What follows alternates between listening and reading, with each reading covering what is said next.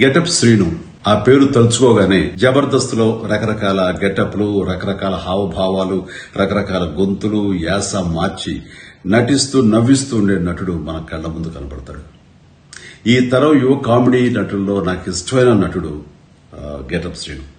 ఇప్పుడు తన హీరోగా వస్తున్న సినిమా రాజు యాదవ్. ట్రైలర్ చూశాను. ఏదో కొత్తదనం తప్పకుండా ఉంటుంది అనే చూసిన నాకు బాగుందనిపించింది. శ్రీను చూపించిన అభినయం మనల్ని నవ్విస్తుంది, కవ్విస్తుంది, వినోదపరుస్తుంది. శ్రీను చూస్తుంటే నాకు ఆ గతంలో ఒక కామెడీ హీరో ఉండేవారు. ఆయన పేరు చలం. చలం గారిని ఆ రోజుల్లో ఆంధ్ర దిలీప్ కుమార్ అనేవారు. మన గెటప్ శ్రీను కూడా నాకు అలాగే అనిపిస్తాడు.